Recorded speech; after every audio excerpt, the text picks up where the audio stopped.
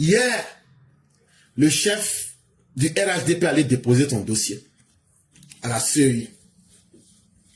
Quand il a fini de déposer son dossier, il ne fallait pas voir foule.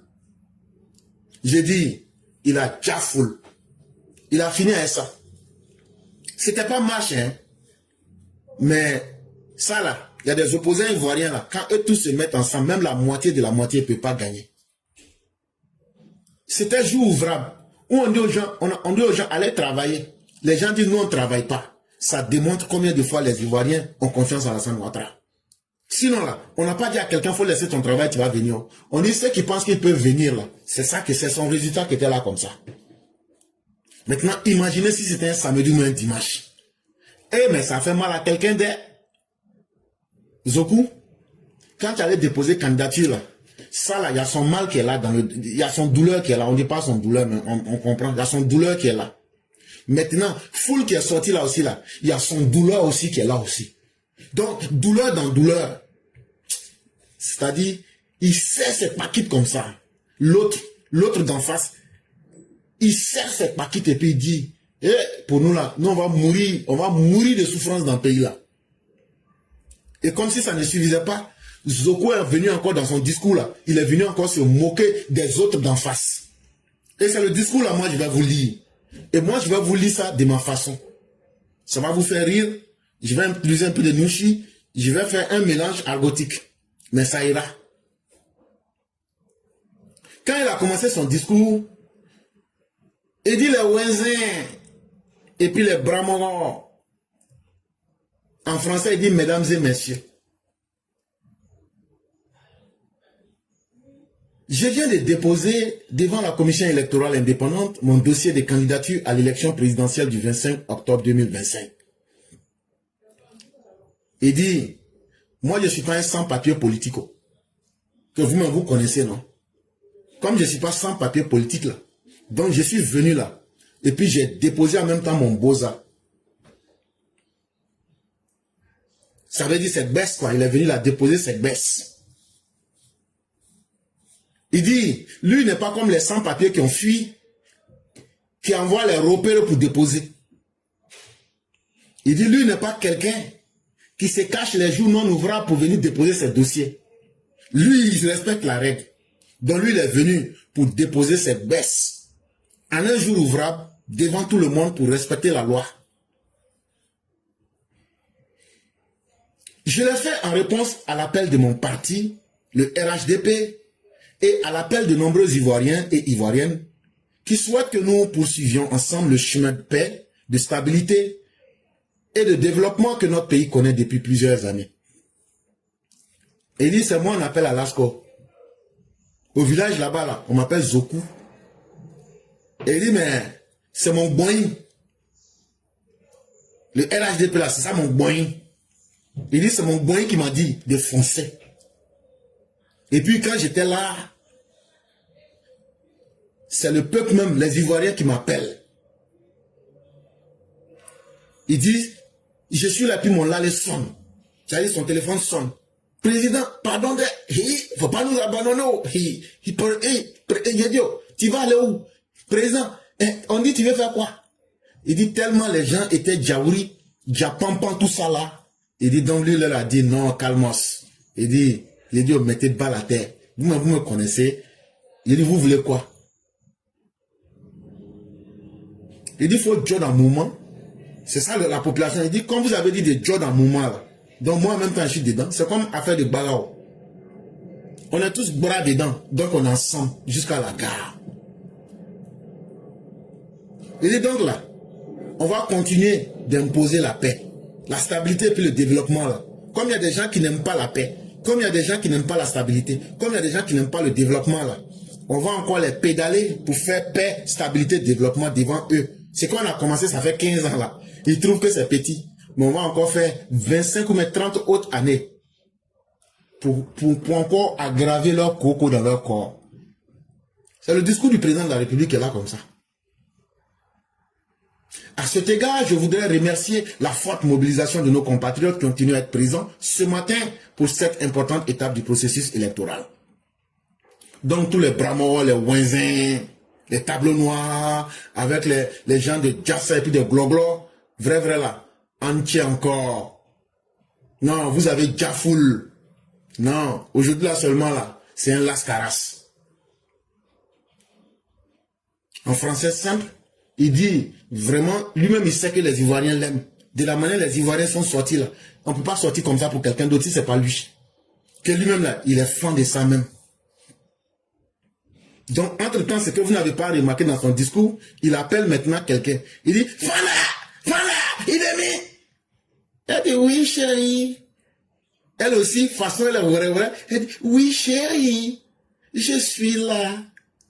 Je dis, hey, ça là, tu fais ça pour faire du mal à l'autre, au foyer de l'autre.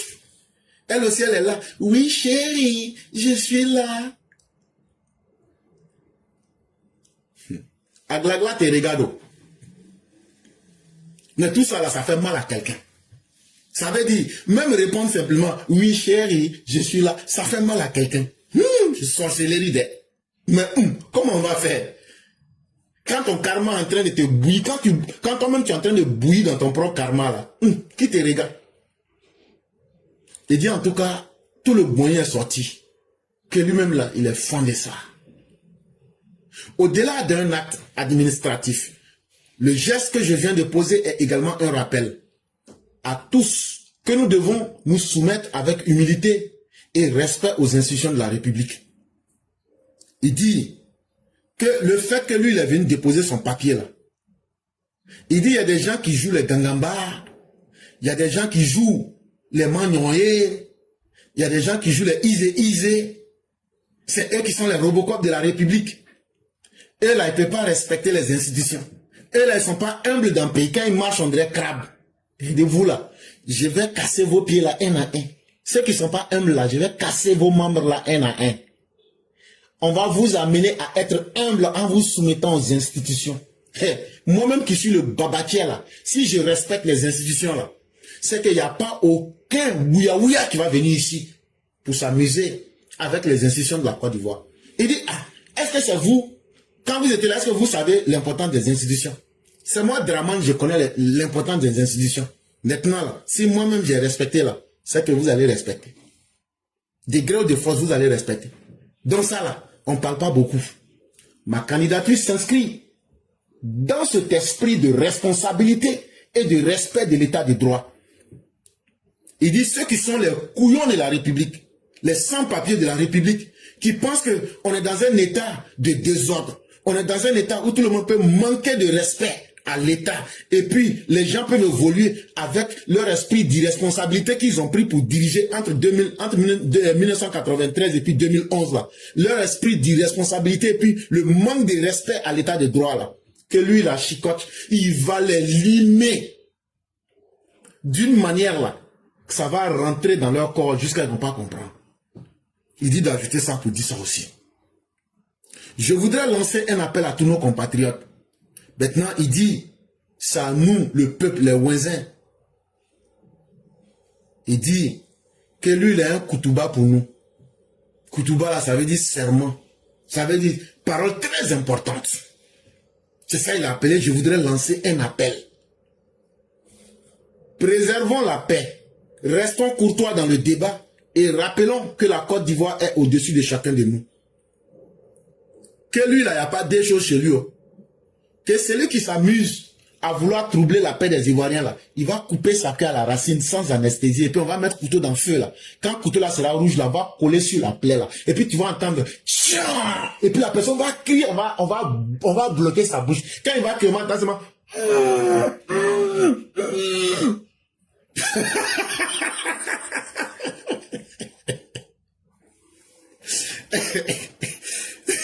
tout ce qu'on va entendre, c'est...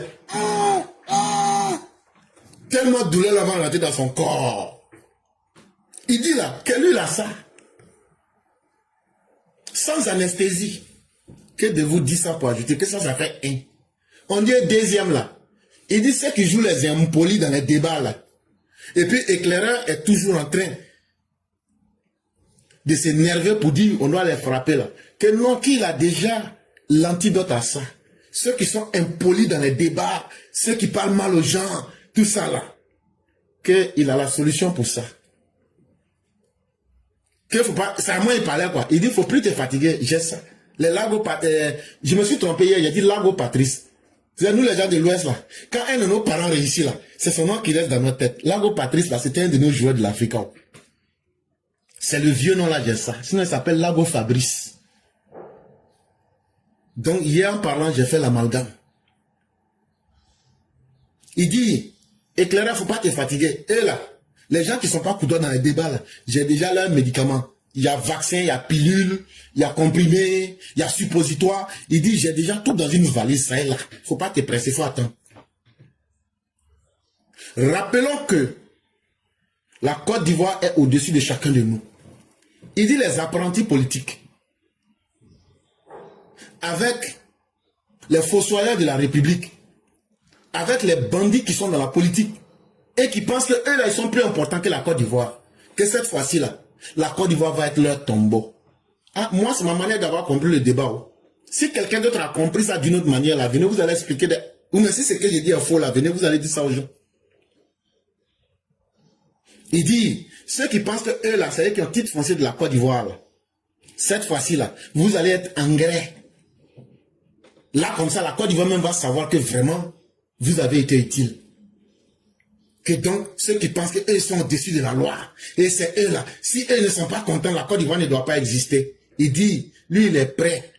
Lui n'est pas comme pousser des marées, hein. Il est prêt puis il les attend. Et ils ne vont pas regretter aussi. Parce que lui, sa maman a été mariée à son papa. Lui, il est né dans le mariage. Lui n'est pas comme les enfants. Il y a 14 ans entre eux et puis leur père. Lui n'est pas comme les enfants qui disent à leur papa que c'est un poclet. Que lui, il est très différent de ces personnes. Mais si ces personnes pensent que le pays là, c'est eux qui sont le pays là, que cette fois-ci là, ils ne vont pas regretter. Je remercie le peuple de Côte d'Ivoire pour sa conscience. Le vieux dit qu'il est franc même. Car actuellement là, la confiance qui est entre lui et puis nous là, que lui, il est trop fond de ça. Donc, qui dit entier encore? Je souhaite que cette élection se déroule dans la paix et la sérénité pour la consolidation de notre démocratie et l'avenir de notre beau pays. Donc, il dit, en tout cas, ceux qui sont en train de dire qu'ils vont aller chercher Ibrahim Kaka, qu'ils vont brûler le pays là, que lui va leur dire la vérité, que lui il a déjà nettoyé tout ce qu'il faut. Gourdin, machette, tout ce que vous savez là. Et puis il a mis tout en place. Élection ça va se faire dans la paix. Ça va se faire, tout le monde va être serein, tout le monde va aller voter. Élection que les gens veulent saboter. Pourquoi on dit qu'il n'y a pas de démocratie en Côte d'Ivoire là? Que ça là, lui va tout mettre en œuvre pour que cette élection vienne démontrer que la démocratie est en Côte d'Ivoire. Et que la Côte d'Ivoire a un bel avenir devant elle. Quand il a fini, il dit, je vous remercie. Je vous remercie. Il dit, entier toujours. Ça là, qui n'a pas compris ce que j'ai dit là. C'est ça qu'on appelle la communication. C'est-à-dire comment pouvoir être capable de communiquer sur différents angles au même moment. J'ai fait du nouchi, j'ai fait du français simple, j'ai expliqué en même temps et j'ai analysé en même temps. J'ai exploité sur 4 différents plans. Ça, c'était ce que le président avait dit. Maintenant, qu'est-ce que moi j'ai vu dans le discours? C'est ça maintenant je vais vous dire. Dans le discours que le président a dit là, il a démontré que lui, parmi les 52 Ivoiriens qui sont allés déposer leur candidature, c'est le discours le plus responsable qu'on a vu. C'est la première chose qu'on retient. C'est que ces paroles n'étaient pas là pour faire perdre du temps, mais c'est le discours le plus structuré, c'est le discours le plus responsable. Que toutes les 52 personnes qui ont déposé leur candidature, c'est ce qu'il a dit là, la parole à lui ressemble. Et ce qu'il a dit, l'ancien, il peut faire. Le discours le plus clair et le plus cohérent. Donc là, encore là, il a battu tous ceux qui ont déposé les dossiers. La deuxième chose que j'ai remarqué, c'est le seul candidat qui a un programme de société. Vous savez, parmi tous ceux qui ont déposé, ça fait rire, mais c'est le seul qui a un projet de société. Et son nom, c'est Alassane Dramane Ouattara. La troisième chose que j'ai remarqué dans ce petit discours, c'est que quand il parle, ce n'est pas quelqu'un qui parle pour faire de la flagornerie. Ce n'est pas quelqu'un qui exploite le flatus vocis. Ce n'est pas quelqu'un qui vous vend l'eau en poudre. C'est le seul parmi les 52 personnes qui ont déposé leur candidature. Il est le seul qui a une expérience, une bonne expérience, une vraie expérience en matière de gestion du pays, de la Côte d'Ivoire. Il s'appelle Alassane Dramane Ouattara. Ça veut dire c'est un homme concret qui a parlé. Ce qu'il a dit là, il dit voilà la réalité. Point. Et je suis l'homme le plus efficace. Et mon expérience est une vraie expérience que vous vivez tous les jours.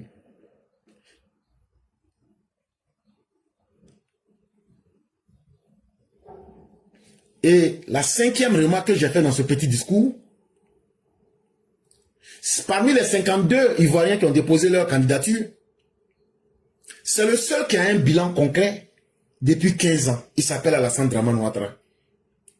Quand il parle, quand il évoque par exemple la consolidation de notre démocratie, ça veut dire que la démocratie n'était même pas vivante.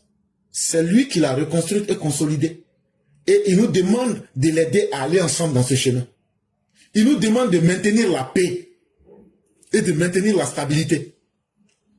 C'est le seul candidat qui dit, là où les autres sont en train de prôner la guerre, moi je prône la paix.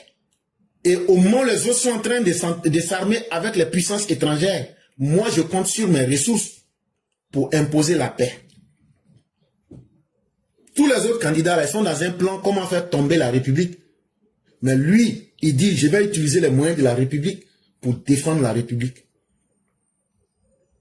Et ça se voit dans son bilan.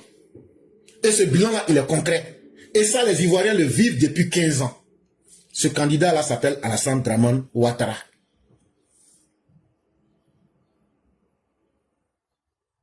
Et dans le dernier paragraphe, on nous démontre encore que parmi les 52 candidats qui ont déposé leur candidature pour être président, il est le seul qui a la force et l'intelligence de maintenir la Côte d'Ivoire en paix. Et lui, il s'appelle Alassane Dramane Ouattara. C'est pas film hindou, c'est pas film chinois. C'est la réalité. Quand vous regardez tous les politiciens aujourd'hui là, qui est l'homme le plus cohérent, l'homme qui est le plus juste et l'homme qui est le plus efficace? C'est ce qu'on appelle l'intelligence, la capacité de s'adapter aux réalités. Disait Félix Houphouët-Boigny, la politique, c'est la saine appréciation des réalités du moment. Qui peut gérer mieux que lui les réalités aujourd'hui? Maintenant, si on a eu 52 candidats, qui peut dire que l'élection n'est plus inclusive? De vous à moi, la CEI vient de faire démentir tout le gros mensonge des opposants qui disent que l'élection n'a pas été inclusive. Si pour vous, l'inclusivité, c'était que tout le monde puisse déposer les dossiers, en ce moment donc, l'élection a été inclusive. Mais est-ce que tous ceux qui ont déposé les dossiers doivent être admis sans contrôle? Dans un état sérieux, il y a un contrôle. Est-ce que tous les gens qui vont faire un concours, est-ce que parce qu'ils disent comme j'ai payé les frais, forcément je dois être admis au concours? Si tu n'as pas répondu aux questions, tu ne vas pas passer. Donc là, ceux qui ne respectent pas les règles, en tout cas l'inclusivité dont vous aviez accusé la CEI de ne pas faire preuve de, on vient de démontrer ici 52 candidats, c'est que vous ne pouvez plus dire que l'inclusivité n'est pas une réalité. Mais ce que j'ai su encore, dans ce discours bref mais de façon globale, on a vu que parmi les 52 personnes qui sont allées déposer leur candidature,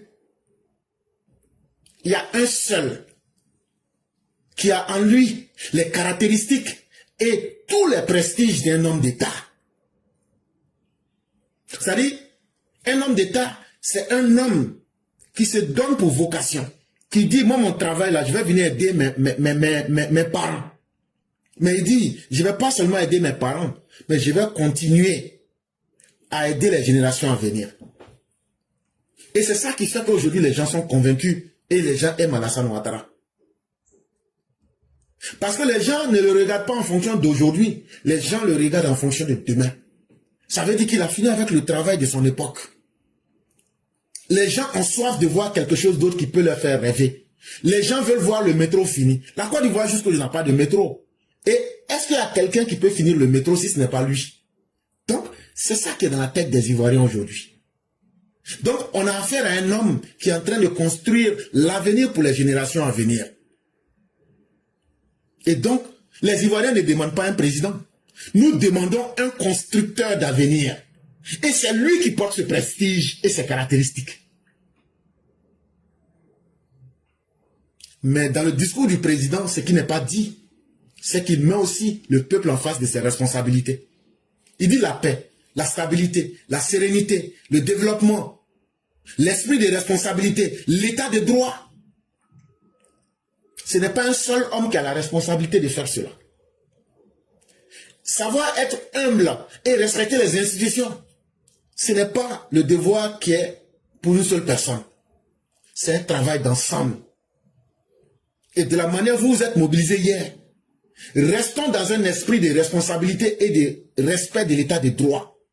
Restons courtois, respectons l'autre. Chacun de nous a une dignité. Et rappelons-nous que la Côte d'Ivoire, nous tous on va quitter. Même moi-même Alassane, même vous-même on va quitter. Mais on va laisser quelle Côte d'Ivoire? Donc soyons des gens qui ne vont pas se mettre au-dessus de la Côte d'Ivoire. Restons humbles. Depuis quand vous avez vu un chef d'État ivoirien parler comme ça? Ça veut dire, chers Ivoiriens, vous avez une grande chance. Mais dans ce discours politique, chacun de nous doit savoir à qui nous allons confier notre destin et le destin de nos enfants et le destin de nos arrière-petits-enfants, tout au moins pour les 5 ans à venir. Et dans la vie d'une nation, 5 ans c'est très peu. Mais tout au moins pour ces 5 ans à venir, avec tout ce qu'on vient de vous dire, le choix demeure entre les mains des Ivoiriens. Inclusivité, on a 52 candidats. La Cour constitutionnelle fera son travail. Ne vous inquiétez pas. Il n'y a pas quelqu'un qui va venir dicter le travail à la Cour constitutionnelle. Et pour nos parents Djoula, j'ai eu ce message-là qui m'a beaucoup plu et j'ai voulu le jouer pour que ceux qui comprennent la langue Djoula, cela puisse avoir un effet sur vous. Et selon ce que le cyclone m'a expliqué, il était en train d'expliquer que dans ce message-là, il ne faut pas regarder l'intérêt individuel, mais il faut aujourd'hui regarder l'intérêt collectif. Et que l'intérêt collectif, comme disait le président Ouattara, c'est la chose qui va sauver le pays. Parce que le pays là, on va tous mourir un jour. Mais si on laisse un monde qui est encore mieux que ce que nous on a eu de nos parents, nos enfants seront fiers de nous. Ils ne seront pas là simplement pour nous remplacer, mais ils seront là pour continuer le travail qu'on a commencé. Et ça là, il ne faut pas souhaiter que tes enfants te remplacent, mais il faut souhaiter que tes enfants viennent prendre ce que tu as fait là et puis continue ton travail. C'est la meilleure manière d'exister. Et donc voici le message qui est dit de façon très simple, mais de façon vraie.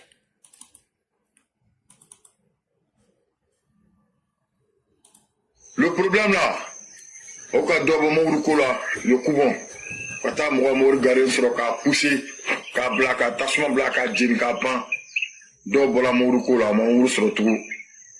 Au cas là, d'où la fin, a commencé à tailler. Ah bi, mais tiens na bi, comme on a fragnon ka barakeo. Donc non, avec Bontila, donc avec Nikela, donc avec Nikela, aïta ko le boy, naka ja voté. Naka jaka na voté matin à Franchico amena kambenyana allez faut qu'aller ça garder ko aller go anu garder ko nyoba nu go garder ko ba quoi maïsi jaka na voté na tourlake asumani en bébé na akasata allez be ça garder ko ba aller ko naka jabe tashi frago jamana na makote kana Manu yo bourbour là quoi, on pour que à quel président bi, angana java. En tout yon ko, ay sabari, ay yon fleur.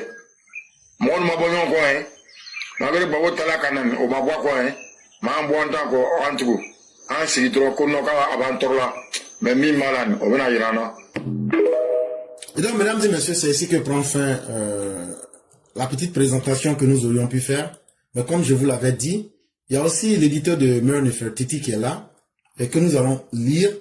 Et dès qu'on aura fini, on va laisser rapidement un peu de temps à ceux qui voudraient s'exprimer.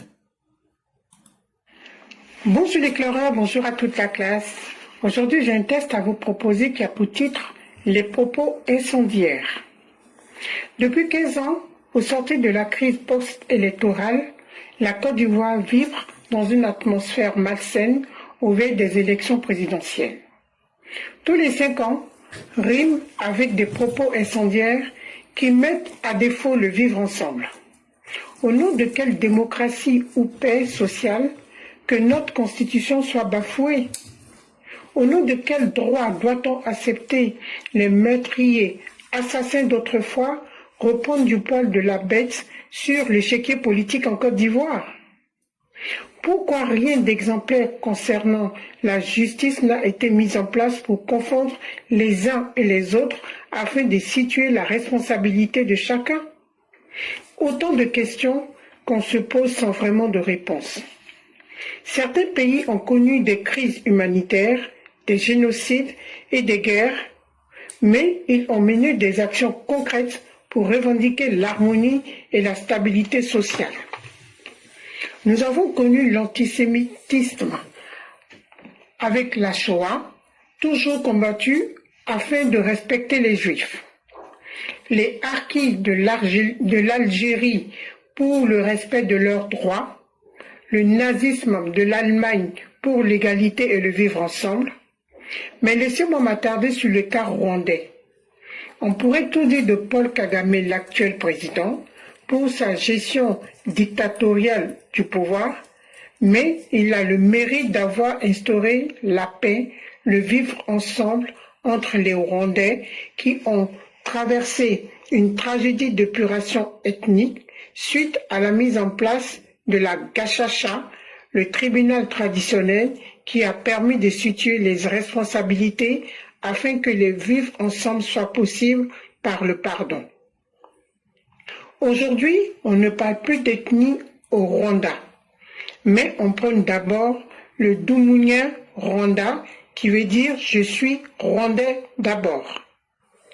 Enseigné dans les écoles, administration et partout dans le pays, quel bel exemple pour un vivre ensemble, dans la paix. Mais qu'attend la Côte d'Ivoire pour une vraie gachacha chez nous? PS, on pourrait dire que merci à Mère Bouloto qui a commencé une prise de conscience par le pardon dans sa région. Merci. Test écrit par Mère Nefertiti. Vive les EPV. Vive le pardon dans la santé et la longévité. Vive la Côte d'Ivoire dans son développement. Aimons-nous vivants. Mère Nefertiti. À bientôt.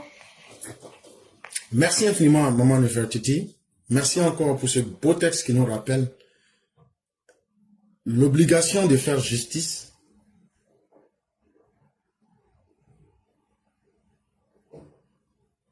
Et surtout, savoir que des modèles qui ne marchent pas, il ne faut pas les appliquer. Et depuis de nombreuses années, c'est ce que nous avons fait. Et nous avons été toujours clairs et intransigeants sur notre position. Pas que nous sommes imbus de notre savoir ou que nous avons la science infuse, non. Mais ce sont des réalités simples que tout le monde peut voir.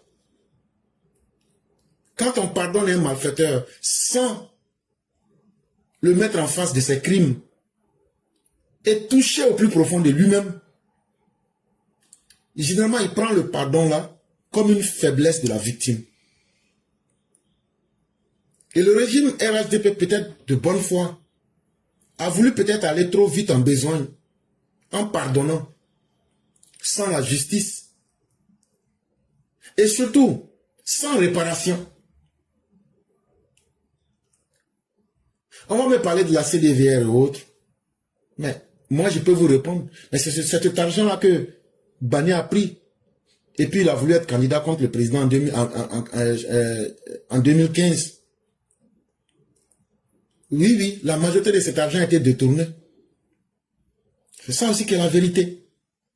Et cette vérité, il faut qu'on la dise en public. Bani, pour la confiance placée en lui par le chef de l'État, pour conduire la CDVR, ça a été une réconciliation de façade. Mais l'argent qui a été mis à disposition pour réparer, la majorité a été détournée et ça a servi. Quand il s'est présenté, je crois que c'était en 2015, contre le président Hassan Ouattara. Et donc, il y a des vérités qu'il faut qu'on se dise. La Côte d'Ivoire, si on a besoin de réconciliation, ce ne sont pas les bourreaux qui vont nous imposer ni le temps, ni la méthode de nous réconcilier.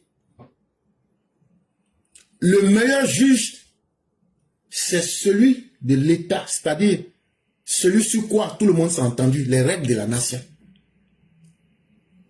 Mais bizarrement, c'est en Côte d'Ivoire, c'est les opposants qui nous imposent le timing et la méthode de réconciliation. C'est là où on ne sera jamais d'accord avec.